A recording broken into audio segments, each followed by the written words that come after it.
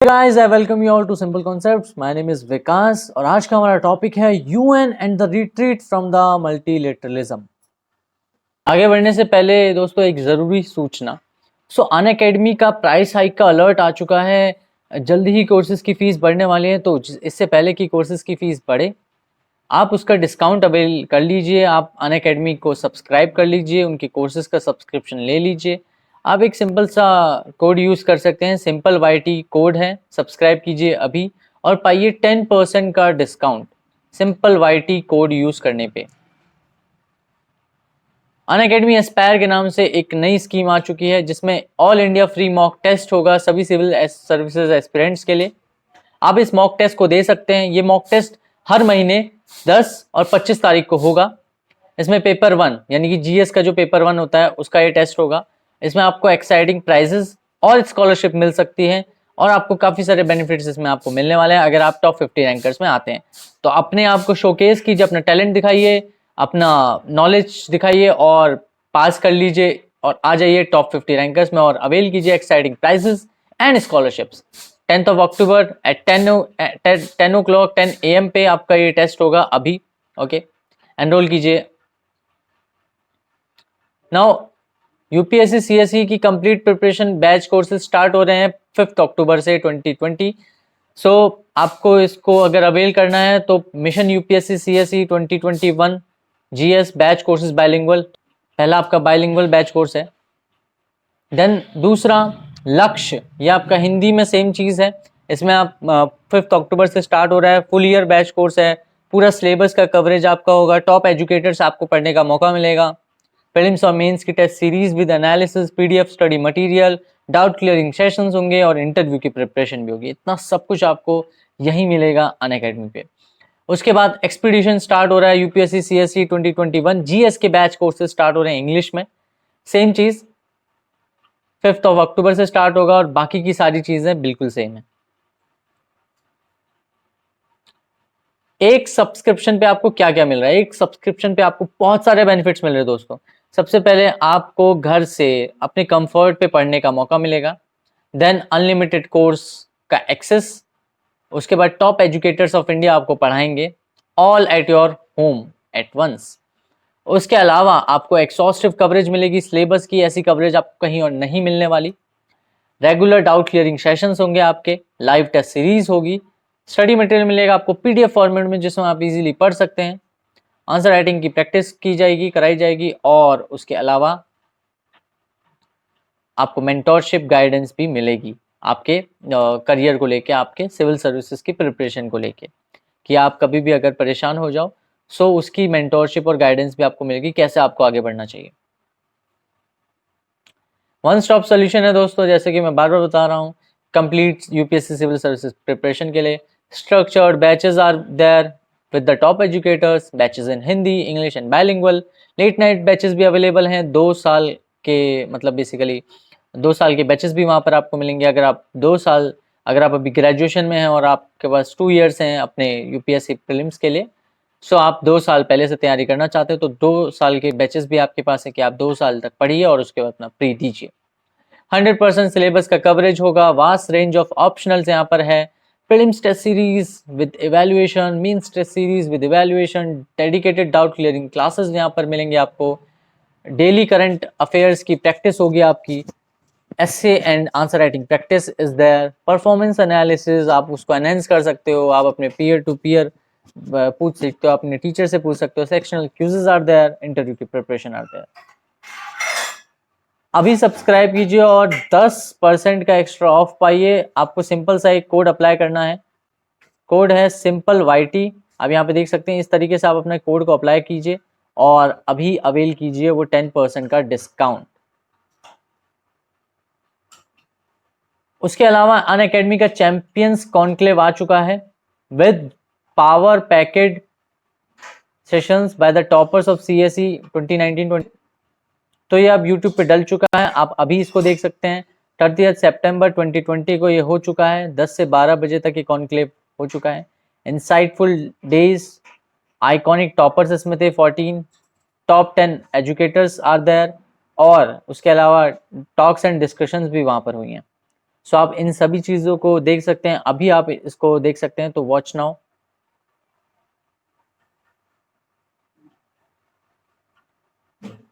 इसके अलावा जो आपको फ्री मिलेगा वो है T20 daily current affairs test. जैसा कि आपको पता है कि IPL is going on and यहाँ पर भी हमारा आईपीएल चल रहा है T20 की फॉर्म में। तो T20 में आपको क्या होगा, डेली 7:30 बजे 20 क्वेश्चन 20 मिनट में 40 मार्क्स के आपको ये मिलेंगे, उसके साथ टेस्ट एनालिसिस। दोस्तों इसका फायदा क्या है, मान लीजिए आपके पास 1 साल का टाइम है अपनी प्रिपरेशन के लिए, तो 1 साल में अगर आप रोज 20 क्वेश्चन करते हैं तो सोचिए 1 साल में आपके पास कितना सारा बंडल ऑफ क्वेश्चंस हो जाएंगे जो आपने प्रैक्टिस किया होगा, और आप फुल कॉन्फिडेंस के साथ प्रीलिम्स देने जाएंगे और प्रीलिम्स इवेंचुअली क्लियर भी कर पाएंगे।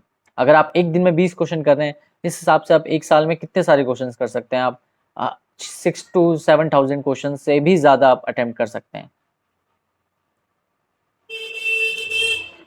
सो अभी ज्वाइन कीजिए, इनमें से किसी पे भी आप ज्वाइन कर सकते हो। आप चेक कर सकते हो हमारे फेसबुक को, हमारे टेलीग्राम पेज को, यूट्यूब पेज को, यूट्यूब चैनल्स को, बहुत सारे यूट्यूब चैनल्स हैं, तो आप इन सब पे आप क्लिक करके आप और इन्फॉर्मेशन पा सकते हो।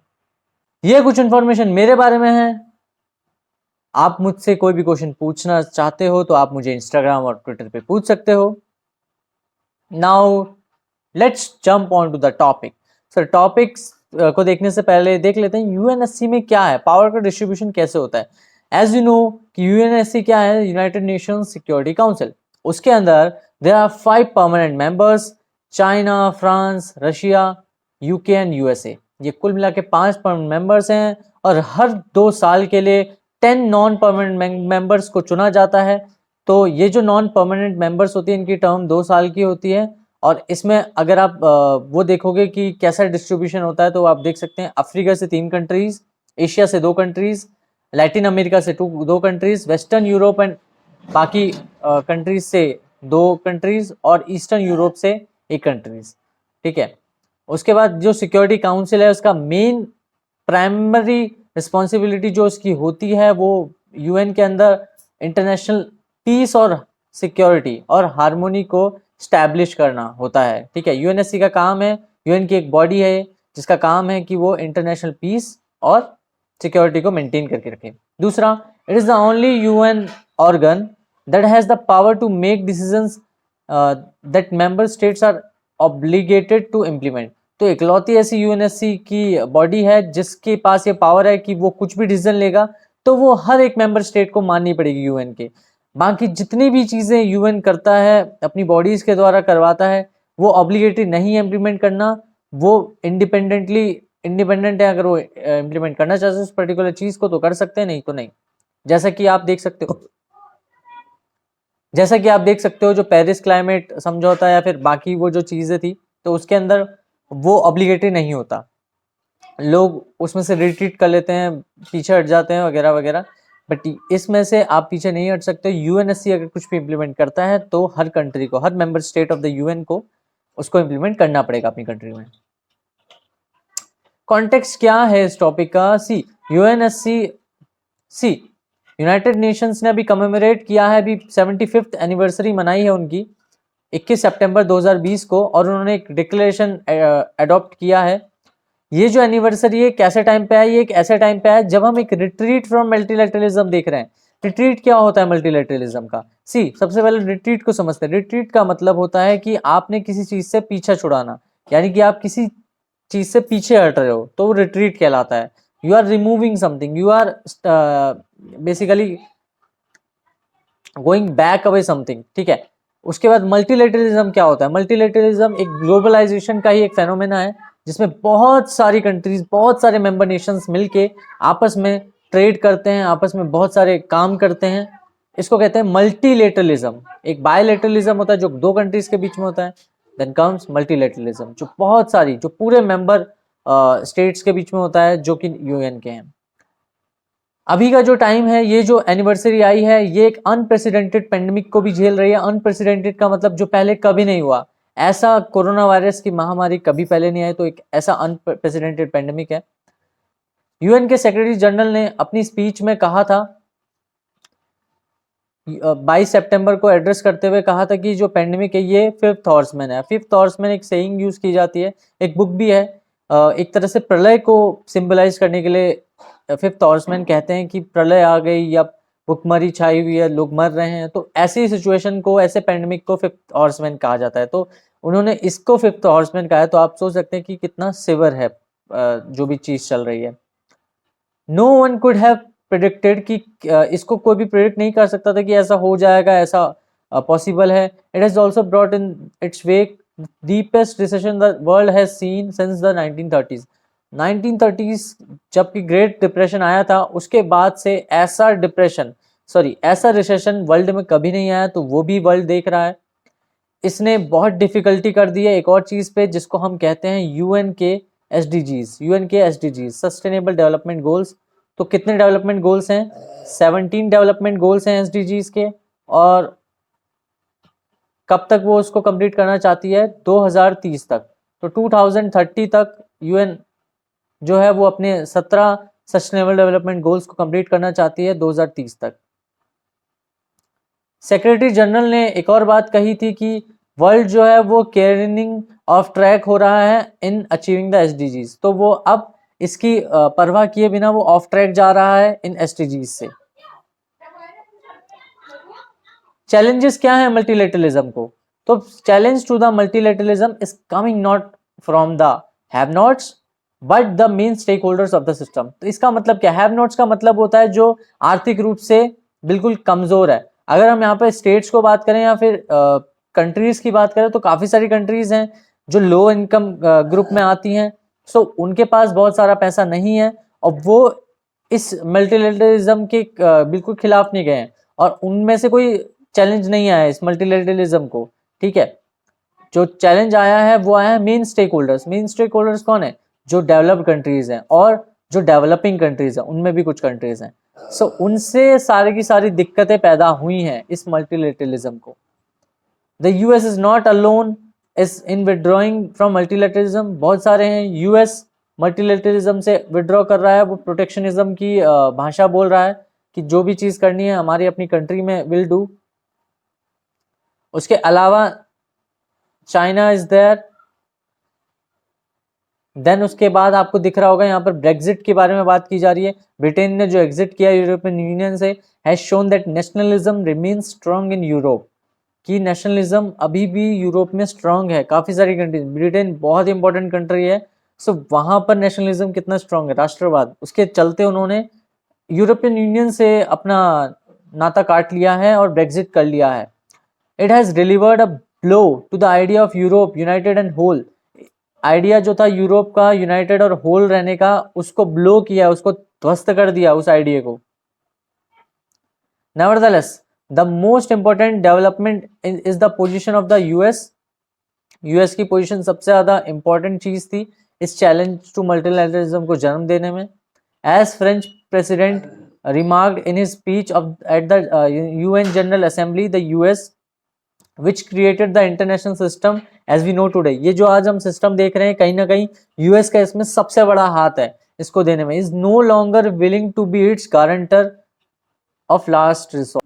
सो लास्ट में हमें गारंटर की जरूरत पड़ती है हमेशा ही लास्ट रिसोर्ट के लिए। सो अब यूएस वो गारंटर बनने को रेडी नहीं है।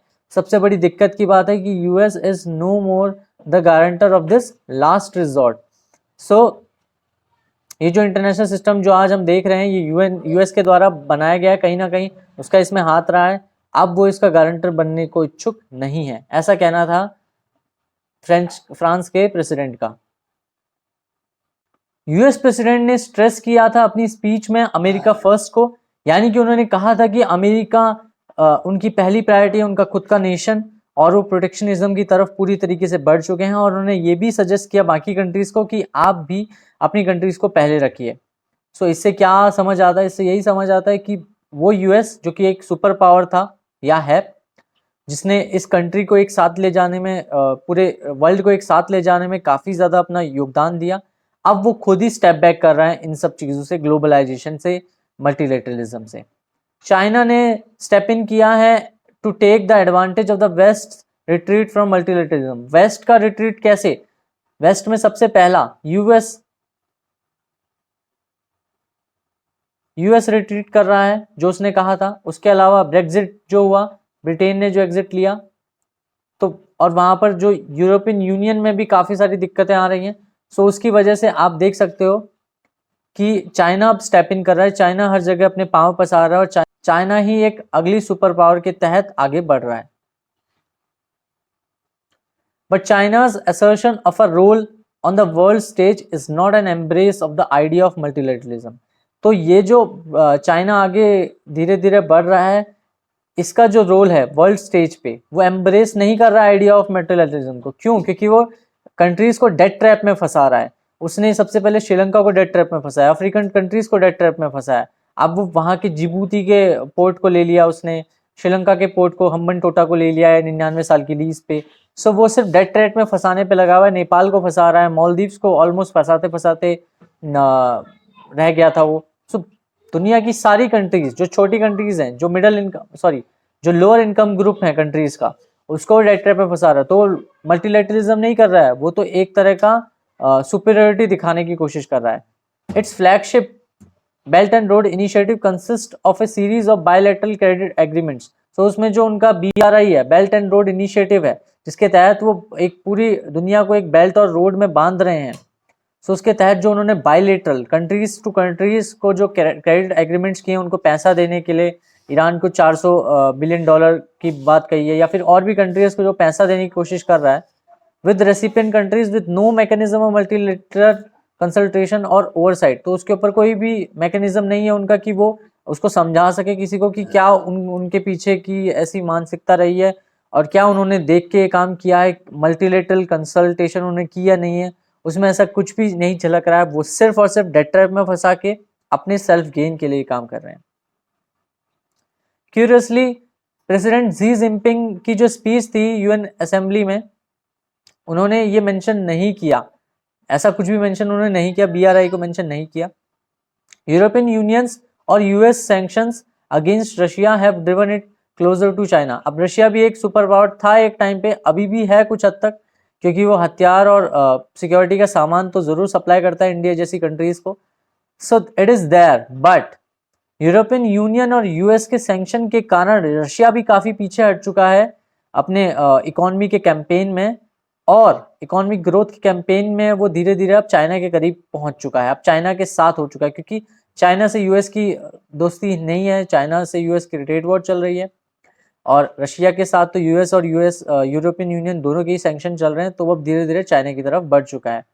The rift between the permanent members of the Security Council has already started affecting the work of the UN Security Council। तो UN की Security Council already affect हो चुकी है, उसका काम already affect हो चुका है। जो rift आया है, जो एक तरह का दोनों के बीच में जो टकराव हुई है परमानेंट मेंबर्स के बीच में, परमानेंट मेंबर्स मतलब US वर्सेस चाइना चल रहा है। एक साइड चाइना है, US है। चाइना की साइड में रशिया धीरे धीरे खिसक चुका है। US के साथ में UK is there, France is there. But France और US के बीच में भी एक दिक्कत आ रखी है, क्योंकि US के प्रेसिडेंट ने कह दिया है कि वो US फर्स्ट की पॉलिसी को अपना रहे हैं, यानी कि प्रोटेक्शनिज्म की पॉलिसी को अपना रहे हैं, और फ्रांस को ये चीज बिल्कुल भी पसंद नहीं आई है। इवन किसी भी यूरोपियन यूनियन की कंट्री को ये चीज पसंद नहीं आई है। Clashing perspectives of US and China. अब US और चाइना के बीच में जो क्लैश चल रहा है, उसकी वजह से क्या चीजें हो रही हैं। The speeches at the regular session of the UN general assembly, UN की जनरल असेंबली में जो रेगुलर सेशन की स्पीचेस थी, उन्होंने एक बात ब्रॉट इन किया है कि US की और चाइना की क्लैशिंग पर्सपेक्टिव्स वहां से हमें साफ साफ देखने को मिलती हैं। प्रेसिडेंट ट्रम्प ने हाईलाइट किया था कि भाई चाइना की जो कल्पेबिलिटी है in the spread of the pandemic, ये बहुत ज़्यादा है, यानी कि चाइना ही कल्परेट है और चाइना ने ही पेंडेमिक को फैलाया है। He pointed out that China had banned internal flights but allowed international flights from Wuhan to continue. मतलब चाइना को पहले से पता था कि ये बहुत बड़ा पेंडेमिक हो सकता है, ऐसा प्रेसिडेंट ट्रम्प का कहना था। उन्होंने कहा कि इंटरनल फ्लाइट्स को तो उन्होंने बैन कर दिया, यानी कि लोग अंदर ही अंदर ट्रेवल नहीं कर पा रहे थे।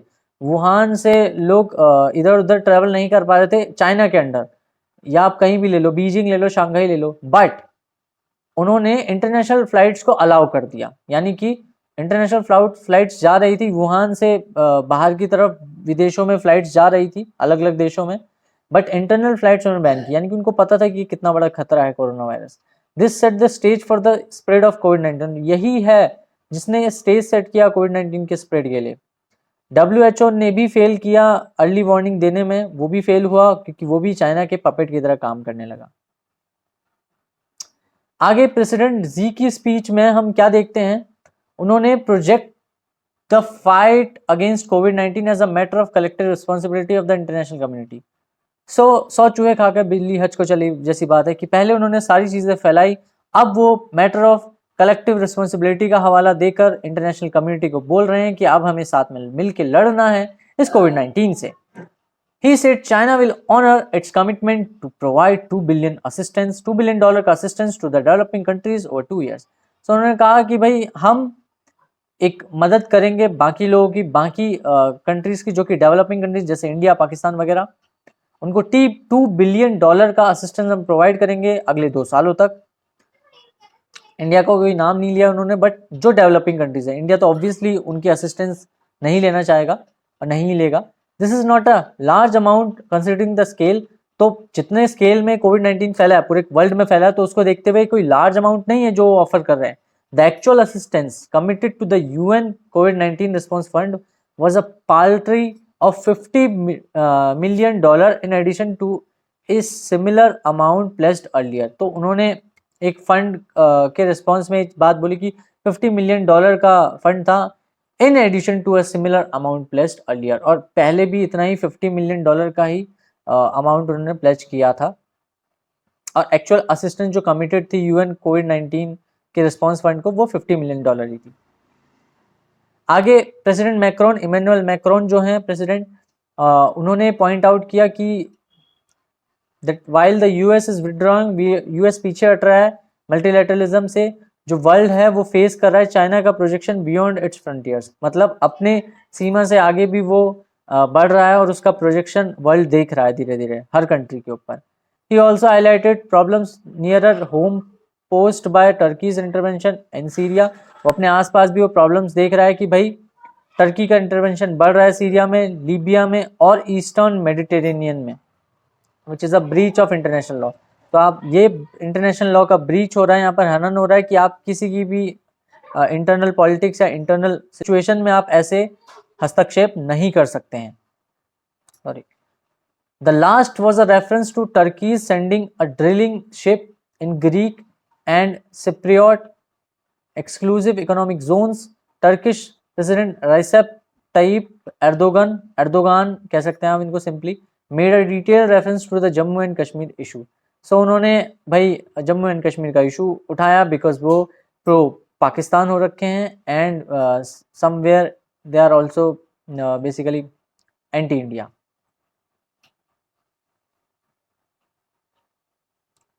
Now world leaders on climate change. तो वर्ल्ड लीडर्स का क्या कहना था क्लाइमेट चेंज पे? Most world leaders spoke of climate change. ज्यादातर लोगों ने क्लाइमेट चेंज के बारे में बोला। प्रेसिडेंट ट्रंप ने मेंशन किया कि भाई जो चाइना का जो इमिशन है वो nearly twice of those of the US, और ये सच भी है। चाइना दुगना एनर्जी को बेसिकली यूज करता है और इमिशन करता है, एनर्जी इमिशन में डबल है, जो कि क्लाइमेट चेंज पे असर डाल रहा है यूएस के मुकाबले। And despite its withdrawal from the Paris agreement, और प्रेसिडेंट ट्रंप ने पेरिस एग्रीमेंट से विड्रॉल लिया, the US has reduced its carbon emissions by more than any country in the world. अब ये उनका पॉलिटिकल जार्गन है, अब ये उनका कहना है कि भाई बेशक से उन्होंने पेरिस एग्रीमेंट से उन्होंने बाहर हट गए हो, रिट्रीट कर लिया हो, विड्रॉ कर लिया हो, बट स्टिल यूएस सबसे ज़्यादा बड़ी कंट्री बनी है, सबसे ज़्यादा कार्बन एमिशन को रिड्यूस करने वाली इस दुनिया की। प्रेसिडेंट जी ने कहा कि भाई after peaking emissions by 2030 China will achieve carbon neutrality before 2060। So president Xi कहना चाहता है कि भाई 2030 तक वो पीक करना चाहते हैं एमिशंस को, जितना एमिशन कर सकें करना चाहते हैं, because in order to grow their country. But उसके बाद 2060 तक वो चाइना को कार्बन न्यूट्रल बना देंगे, ऐसा प्रेसिडेंट जी का कहना है। पता नहीं कैसे करते हैं। प्रेसिडेंट मैक्रोन का एनवायरनमेंट पे कहना था कि he was determined to see the EU agree on a target of achieving carbon neutrality by 2050। तो EU का टारगेट है, यूरोपियन यूनियन का, कि 2050 तक वो कार्बन को न्यूट्रल कर देंगे अपने यूरोपियन यूनियन के नेशंस में। सो वही प्रेसिडेंट मैक्रोन का भी कहना है कि he is determined, they are determined to do so. Prime minister of Pakistan Imran Khan का कहना था कि in his speech made an extensive reference to Jammu and Kashmir. ठीक है, उन्होंने सिर्फ जम्मू एंड कश्मीर का राग अलापा as usual. Though this is customary for Pakistan leaders, he brought a particularly uncivil tone to this discourse. इस डिस्कोर्स को, इस विवाद को उन्होंने बहुत ही अनसिविल टोन में, अनसिविल लहजे में बात की। मीनवाइल उनकी country has slid to the 134th rank in the UN SDG index. UN के सस्टेनेबल डेवलपमेंट गोल को अचीव करने के इंडेक्स में they are at the 134th rank, वो फिसल चुके हैं। The lowest for any country in South Asia, South Asia में सबसे कम रैंक उनकी हो चुकी है पाकिस्तान की यूएन के एसडीजी इंडेक्स में, और इसके बावजूद वो इस पे कोई बात नहीं कर रहे। हमारे पीएम मोदी का क्या कहना था? सो प्राइम मिनिस्टर मोदी ने फोकस किया on UN reforms and India's contribution to UN peace keeping. तो यूएन की पीस कीपिंग फोर्स है जहां पर इंडिया के, नेपाल के और भी बहुत सारी कंट्रीज के बहुत सारे जवान वहां पर रिक्रूट होते हैं, बहुत सारे लोग वहां पर रिक्रूट होते हैं। सो पीस कीपिंग फोर्स में इंडिया के शायद सबसे ज्यादा हैं, for which we can be justly proud. तो वो कहना चाहते हैं कि हम उसके लिए प्राउड फील करते हैं, जो भी हमने यूएन के रिफॉर्म देखे या फिर हमारा जो कंट्रीब्यूशन था यूएन पीस कीपिंग में। What does the UN bring to the developing countries? अब उन्होंने क्वेश्चन उठाया सीधे सीधे यूएन की मैकेनिज्म और वर्किंग पे उन्होंने क्वेश्चन उठाया, जो कि यूएन क्या लाता है डेवलपिंग कंट्रीज पे। It gives them greater political space. So उन्होंने कहा कि ये पॉलिटिकल स्पेस देता है डेवलपिंग कंट्रीज को, हमारी जैसी डेवलपिंग कंट्रीज को पॉलिटिकल स्पेस देता है, अपना से रखने की आज़ादी देता है। We need to support reform, हमें रिफॉर्म को सपोर्ट करना चाहिए, हमें रिफॉर्म लाने भी चाहिए यूएन में, not only to expand the permanent members. उन्होंने कहा कि अब वक्त आ गया है कि आप परमानेंट मेंबर्स को भी एक्सपेंड करें, क्योंकि 5 कंट्रीज डिसाइड नहीं कर सकती हैं कि दुनिया किस ओर जाएगी, क्योंकि 5 कंट्रीज, उन 5 कंट्रीज में कोई बहुत ज्यादा से नहीं है। अब इंडिया इतना बड़ा कंट्री है, इतना बड़ा पार्टनर है, तो उसका भी से वहां पर बनता है, और ऐसा सपोर्ट करने वाली सैकड़ों कंट्रीज है जो इंडिया को इस चीज में सपोर्ट कर रही हैं। अब the so category of the UN security council जो है उसको बढ़ाने का वक्त आ गया, but also to revitalise the role of the general assembly. तो उनका ये कहना था पीएम मोदी का, जनरल असेंबली का कुछ काम आज के डेट में कुछ खास रह नहीं गया है, जो भी रहा है उसको रिफॉर्म करने की जरूरत है, उसको रिवाइटलाइज करने की जरूरत है, रिवाइटल जीओजी भर के वाला। The retreat from the multilateralism would undermine the UN's capacity to face diverse challenges. So ये जो रिट्रीट हुआ है मल्टीलेटरलिज्म से, जो पल्ला झाड़ा गया है, या फिर आप कह सकते हो जो दूरी की गई है, जो पीछे हटे हैं, उसने अंडरमाइन कर दिया यूएन की कैपेसिटी को टू फेस डाइवर्स चैलेंजेस। अब आप देख सकते हो 5 मेंबर्स है सिक्योरिटी काउंसिल में, जिसमें से चाइना तो बहुत ज्यादा पोल्यूशन कर रहा है, उसने तो कह दिया कि 2030 तक हिल डू कार्बन एमिशन बहुत ज्यादा। यूएस ने पेरिस क्लाइमेट से पीछे हट गया है वो, और बहुत सारी जगह पे वो प्रोटेक्शनिज्म की ओर बढ़ चुका है। तो अब बची कितनी 3 कंट्रीज, जिसमें से रशिया के पास कोई बहुत ज़्यादा पावर बची नहीं है, वो सिर्फ सिक्योरिटी जाइंट बन के रह गया है, और बाकी की 2 कंट्रीज इतनी कोई इनफ बड़ी नहीं है कि वो प्रभाव डाल सकें। सो कहने को वो 5 कंट्रीज का ग्रुप है सिक्योरिटी काउंसिल का, बट वो डाइवर्स चैलेंज फेस कर रहा है, यूएन की कैपेसिटी डाइवर्स चैलेंज फेस कर रही है, क्योंकि रिट्रीट हो चुका है मल्टीलेटरलिज्म से। Several hurdles and challenges faced by the UN. तो यूएन के द्वारा काफी सारे हर्डल्स और काफी सारे चैलेंजेस फेस करने पड़ रहे हैं। यूएन के सिक्योरिटी सेक्रेटरी जनरल ने क्या कहा था रिपोर्ट पे, on the work of the organisation highlight some of the achievements. उन्होंने कुछ तो अचीवमेंट्स बताए और कुछ चैलेंजेस बताए which the body is facing, which this world body is facing. Over 40 UN political missions, तो 40 से ऊपर पॉलिटिकल मिशंस जो यूएन चला रहा है, और पीस कीपिंग ऑपरेशंस, उसमें 95,000 ट्रूप्स, पुलिस और सिविल पर्सनल्स हैं, मौजूद हैं। To be effective, they have to be put on a second financial basis। तो उन्हें एक साउंड फाइनेंशियल बेसिस पे उन्हें रखना पड़ता है, उनको पैसे देने पड़ते हैं। तो उस पैसे के लिए यूएन का पीस कीपिंग बजट जो है वो 8 बिलियन से थोड़ा सा ज़्यादा का बजट है, $8 बिलियन से। Is a small fraction of the $1.9 trillion military expenditure governments made in 2019। तो टोटल जो गवर्नमेंट ने पूरे वर्ल्ड में जो मिलिट्री एक्सपेंडिचर किया है वो 1.9 ट्रिलियन डॉलर है, और उसका बहुत ही छोटा हिस्सा यूएन पीस कीपिंग को का बजट है, मतलब उसको चाहिए 8 बिलियन डॉलर, और वो तो पीस कीपिंग की फोर्स है। बाकी फोर्सेस तो एक तरह से काफ़ी जगह तो मार धाड़ और बेसिकली एग्रेशन शो करने के लिए और फाइट करने के लिए और एक तरह से लड़ाई करने के लिए वो फोर्सेस यूज की जाती हैं। बट यूएन की जो पीस कीपिंग फोर्स है वो तो पीस स्थापित करने के लिए, हार्मोनी स्थापित करने के लिए, उसका देखिए आप कितना कम बजट है। There was an outstanding assessed contribution of 1.7 billion dollar for peace keeping activities by the end of the financial year. तो एक बहुत ही बढ़िया असेस्ड कॉन्ट्रीब्यूशन हुआ था सभी से मिलके 1.7 बिलियन डॉलर का at the end of the year. Similarly, there was an outstanding 711 million dollar in the assessed contribution for the general budget. तो जनरल बजट में भी assessed contribution जो उन्होंने देखा था वो 711 million डॉलर का था। Most of the humanitarian assistance, development work, and budgets of the specialized agencies are based on voluntary contributions.